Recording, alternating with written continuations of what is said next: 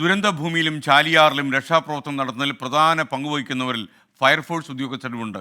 കേരളത്തിൻ്റെ വിവിധ ഭാഗങ്ങളിൽ നിന്നായി എത്തി അഹോരാത്രം പ്രവർത്തിക്കുന്ന നൂറുകണക്കിന് ഫയർഫോഴ്സ് റെസ്ക്യൂ ഉദ്യോഗസ്ഥന്മാരാണ്. ഇവരുടെ കുടുംബം 24 വാർത്തകളിലൂടെ അവരുടെ സേവന വിവരങ്ങൾ തത്സമയം അറിയുന്നുമുണ്ട്.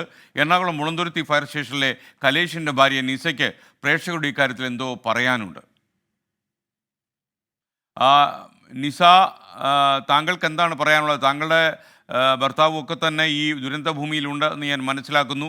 നിങ്ങളൊക്കെ തന്നെ അവർക്ക് ആവശ്യമായ ധാർമ്മിക പിന്തുണ കൊടുക്കുന്നു. കാര്യം അവരവിടെ നല്ല പ്രവർത്തനമാണ് കാഴ്ചവെക്കുന്നത്. ഈ ദുരന്തഭൂമിയിൽ വെള്ളമൊന്നും ആവശ്യം കിട്ടില്ല, അവർക്ക് ഭക്ഷണം ചിലപ്പോൾ കാര്യമായി സമയത്ത് കിട്ടിയില്ലെന്ന് വരും.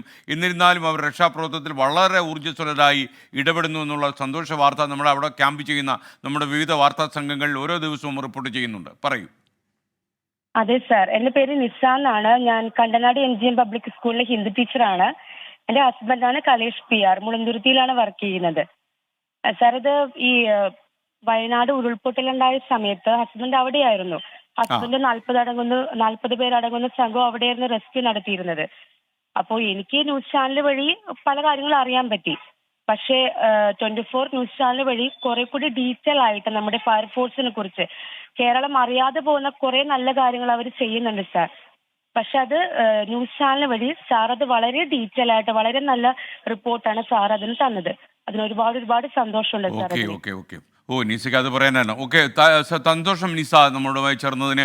തീർച്ചയായിട്ടും നമ്മുടെ അവിടെയുള്ള രക്ഷാദൗത്യത്തിൽ ഏർപ്പെട്ടിരിക്കുന്ന എല്ലാ ആൾക്കാരും, ഫയർഫോഴ്സ് ഉൾപ്പെടെ എല്ലാ ആൾക്കാരും, അതുപോലെ സംസ്ഥാന ഡിപ്പാർട്ട്മെൻറ്റുകളിൽ നിന്ന് വന്ന ജീവനക്കാർ, ഇപ്പോൾ KSEB അങ്ങനെയുള്ള പല അത്യാവശ്യ ഡിപ്പാർട്ട്മെൻറ്റുകളൊക്കെ വളരെ കാര്യക്ഷമമായി പ്രവർത്തിക്കുന്നു എന്നുള്ളത് നമ്മളെ സന്തോഷമുള്ള ഒരു കാര്യമാണ്.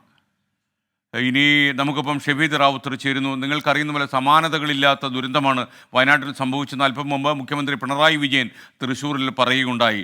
ദേശീയ തലത്തിൽ തന്നെ ഒരുപാട് സഹായങ്ങൾ നൽകേണ്ട ഒരു ദേശീയ ദുരന്തം തന്നെയാണ് സംഭവിച്ചതെന്നാണ് അദ്ദേഹം പറയുന്നത്. വയനാട്ടിലുണ്ടായ ദുരന്തത്തിൻ്റെ അലയൊലികൾ അവസാനിക്കാൻ പോകുന്നില്ല എന്നുകൂടി മുഖ്യമന്ത്രി അദ്ദേഹത്തിൻ്റെ ഒരു പ്രസംഗത്തിൽ ഓർമ്മിച്ചു. പോലീസ് അക്കാഡമിയിൽ നടത്തിയൊരു ഫംഗ്ഷനിലാണ് മുഖ്യമന്ത്രി പിണറായി വിജയൻ ഇത് പറഞ്ഞത്. സംസ്ഥാന ചരിത്രത്തിലെ ഏറ്റവും വലിയ ദുരന്തമാണിതെന്നും അദ്ദേഹം പറഞ്ഞു. സ്വന്തം ജീവൻ പോലും നോക്കാതെയാണ് ഈ അപകടകരമായ സാഹചര്യത്തിൽ ഇപ്പോൾ പോലീസ് ഉദ്യോഗസ്ഥന്മാരെ മറ്റും പ്രവർത്തിക്കുന്നതെന്നും മുഖ്യമന്ത്രി ഓർമ്മിച്ചു.